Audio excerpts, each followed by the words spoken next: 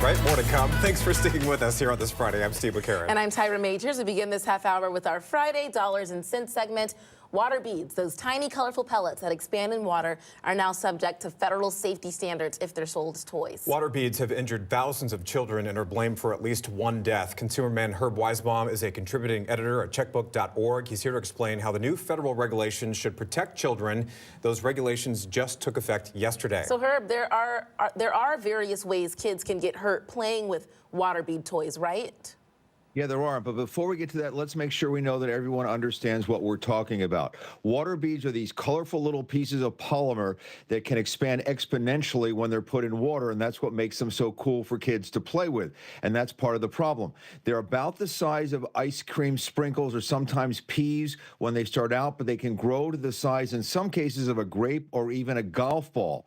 And take a look at this video right here. This is from Consumer Reports. This shows you how much they can expand. They started out about the size of a Cheerio and wound up just under the size of a golf ball. So imagine what happens when a child swallows the ball. It goes down real easily, and then it either blocks the airway, or if it gets past the airway, it can block intestinal blockage, which requires surgery. So that's the problem. The way kids can hurt themselves are they can swallow these things, which I just told you about. They also tend to put them in their ear or put them in their nose where they expand. And in the ear, there are actually been kids who have permanent hearing loss because of the water bead getting down into the ear canal, expanding and causing permanent hearing loss. There's been one death, as you said. An infant died from water beads. We've been covering this. I did my first warning in 2023, and there's been great pressure on Congress to act. Congress didn't do anything.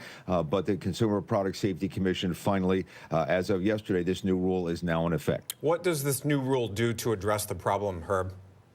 Well, it does three things, Steve. First of all, it limits the size, how large the water bead can expand. It is limited to 5 millimeters. And that's important because if it gets bigger than that, that's when it causes the choking hazard or the intestinal blockage. So if the bead can't get any bigger than 5 millimeters, it basically eliminates that problem. It requires strongly worded warning labels that are conspicuous so people can see them, warning them about the potential danger. And it limits the amount of acrylamide. That is a toxic chemical that is in these water beads, suspected carcinogen that can no longer be more than a certain level in these products. One person I talked to, one mother, this is a neurotoxin acrylamide, and her daughter actually survived the surgery and then had brain damage, they believe, caused by the acrylamide in the water bead. So it takes care of these three things. And just to be clear, the CPSC did not outright ban water beads as toys, as some consumer groups had wanted to, right?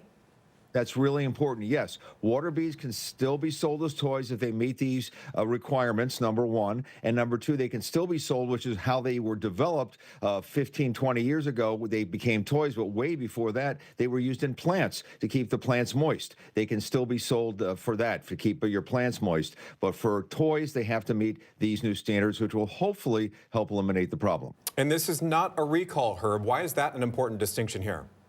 It's important, Steve, because there are going to be no notices, no news stories about water bead toys have been recalled. There have been recalls over the years. Many water bead problems have been recalled after children were hurt, but it's not an overall recall. So the ones that are still in daycare centers or people's homes, they may not get it may not hit them, and that this has got to be thrown away because there's not a recall notice. That's very, very important. These things are dangerous. If you have them in your house, if you see them at your daycare center, tell the daycare center if you have them at home, get rid of them. Yeah, you better get rid of those. So for your checkbook story, you actually spoke to a mother who almost lost her toddler to water beads. Yeah, Ashley Haugen, she lives in San Antonio, Texas, and she was really careful with these products. You see her there with her daughter, Kipley. She, and that's Kipley grown up, but Kipley was an infant at the time. The older daughter was playing with the water beads, separate room. They knew there was a potential danger of small parts. There was no warning label whatsoever about the expansion hazard, and somehow these things transfer all over the house. They're like little bouncing beads all over the place. Kipley found one of them in the rug and swallowed them. because these things don't necessarily show up on x-rays, the doctor had no idea what was wrong, but said, I got to do surgery to find out what's causing this blockage. And that's when they found the water beads that Kipley had ingested, and the water beads then expanded. They were able to save her, but as I said, because this is a potential neurotoxin, she has long-term damage to brain injury damage again, the product, by the way, and that's a very important point why I pointed out the Haugans. They thought it was safe because it said on the product, it said non-toxic. This was a toxic chemical in a non-toxic product. Turns out the CPSC says non-toxic is not regulated. It's about as useful as saying natural. It doesn't mean anything. So if you see a product that says non-toxic, realize, and I didn't even know that until I started doing the story, non-toxic, unregulated doesn't mean anything. It's just one of those things that make you feel better about buying the product. Oh my gosh, Herb, just seeing that photo of the little child there just pulls at your heartstrings. We know that most water bead toys sold in America are actually made in China. So is this new rule going to keep these Chinese imports from making it to market here?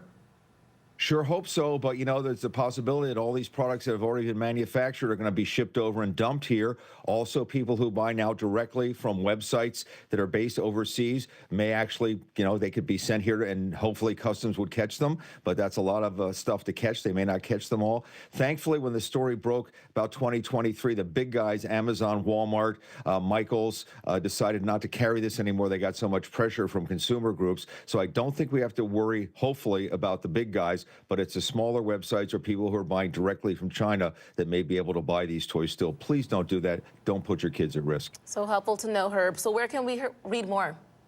You'll find the full story, a lot more details, and also that video that you showed of the time-lapse expansion, which I hope parents will look at and realize the danger. Just go to checkbook.org. You'll find it all right there. Alarming to see those expand so quickly. Herb, thanks for the warning this morning. Appreciate it. See you next week. See you